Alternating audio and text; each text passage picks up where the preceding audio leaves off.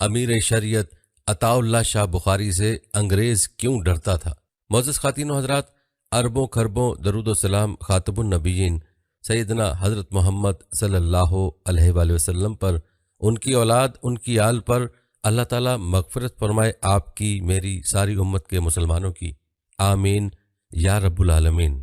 پیارے دوستوں اور میری بہنوں، آج کی اس ویڈیو میں ہم آپ کو ایشیا کے سب سے بڑے خطیب امیر شریعت سید عطا اللہ شاہ بخاری کے بارے میں بتائیں گے اور آپ کو ان کی زندگی کے کچھ ایسے پراسرار حالات و واقعات سے آگاہ کریں گے کہ جس سے آپ کو بہت کچھ سیکھنے کا موقع ملے گا، بلکہ طلبہ و طالبات ہماری اس ویڈیو سے بھرپور مستفید ہو سکیں گے۔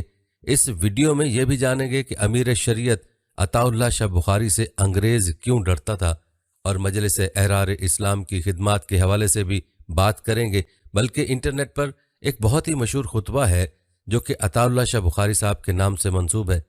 کیا اس میں کوئی شرکیہ الفاظ استعمال ہوئے اور کیا یہ صحیح ہے یا غلط؟ تو اس حوالے سے بھی ویڈیو کے آخر میں آپ درست حقائق جانیں گے۔ تو چلیے آج کی اس ویڈیو کا باقاعدہ آغاز کرتے ہیں، اور سب سے پہلے آپ کو یہ بتاتے ہیں کہ امیر شریعت سید عطا اللہ شاہ بخاری ایک با عمل عالم، بے باک و نر شخصیت کے مالک، دینی و سیاسی رہنما ہونے کی حیثیت سے مجلس احرار اسلام کے بانی تھے۔ جہاں تک مختلف مکاتب فکر اور مسالک کا تعلق ہے، شاہ صاحب کے دور میں فرقہ وارانہ تلخی اور باہمی کشمکش نہیں تھی، کیونکہ شاہ صاحب سب کے ساتھ امت وحدہ کے سلوک کے دائی اور سائی تھے۔ شاہ صاحب بر صغیر کی وہ واحد شخصیت تھے جن کا احترام ہر طبقے میں پایا جاتا تھا، بلکہ حضرت امیر شریعت مولانا سید عطا اللہ شاہ بخاری رحمۃ اللہ علیہ کی انمول یادوں کے تذکرے جس طرح اہل اسلام کے دلوں میں تازہ ہیں، محسوس ہوتا ہے کہ شاہ صاحب اب بھی ہم میں موجود ہیں، حالانکہ انہیں اس عالم سے رخصت ہوئے نصف صدی سے زائد عرصہ بیت چکا ہے، مگر ان کی یادوں کی خوشبو آج بھی سر و سمن کی وسعتوں سے دار و رسن کی حدوں تک پھیلی ہوئی ہے۔ مولانا سید عطا اللہ شاہ بخاری رحمۃ اللہ علیہ کی ولادت یوم جمعہ بوقت سحر 1310 ہجری 1891 کو پٹنہ صوبہ بہار بھارت میں ہوئی۔ آپ کے والد محترم کا نام حافظ سید ضیاء الدین احمد اور دادا کا نام سید نور الدین احمد تھا۔ آپ کا سلسلہ نسب 36واں پشت میں حضرت حسین رضی اللہ تعالیٰ عنہ سے جا ملتا ہے۔ آپ نجیب الطرفین یعنی والد اور والدہ دونوں طرف سے سید تھے۔ 4 برس کے تھے کہ والدہ کا انتقال ہو گیا۔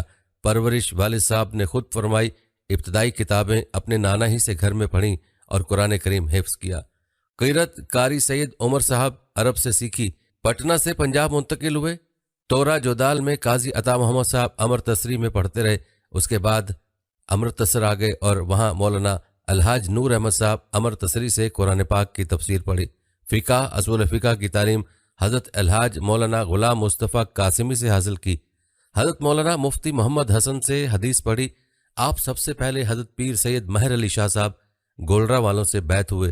ان کے وصال کے بعد آپ شاہ عبد الرحیم رائے پوری کے خلیفہ اور جانشین حضرت شاہ عبد القادر رائے پوری سے دوبارہ بیعت ہوئے اور خلافت سے مشرف ہو گئے۔ شاہ صاحب نے 40 برس تک تنہا شرک و بدعت، رسومات اور تمام سماجی برائیوں کے خلاف مسلسل جہاد کیا، انگریزوں کو ناکوں چنے چبوائے، مرزائیت کو شکست فاش دی اور دریدہ دہن آریہ سماجیوں کو ہمیشہ کے لیے خاموش کر دیا۔ فرنگی کے خلاف شاہ صاحب کی زبان سے الفاظ نہیں، شعلے برستے تھے۔ ان کی آنکھیں گہری سرخ ہوتیں اور سننے والے ہر لب پر صدائے تحسین اور آنکھ میں آنسو ہوتے۔ ان کی تقریر نہ تھی، ساحرانہ فنکاری کا مخلصانہ گہوارہ تھا۔ حلقہ احرار کی تاریخ اگر مرتب کی جائے تو اس کی مجموعی قربانی کا نام سید عطا اللہ شاہ بخاری ہوگا۔ بلند مرتبہ، اجتہائی شان اور مقبولیت عوام کے اونچے معیار کے باوجود عجز و انکساری کا دامن سنبھالے رہے۔ وہ درویشانہ زندگی بسر کرتے رہے۔ دنیا کی کوئی نقری فریب کاری نے انہیں متاثر نہ کر سکی۔ شاہ صاحب فرماتے تھے کہ 2 چیزوں نے دین کو نقصان پہنچایا ہے،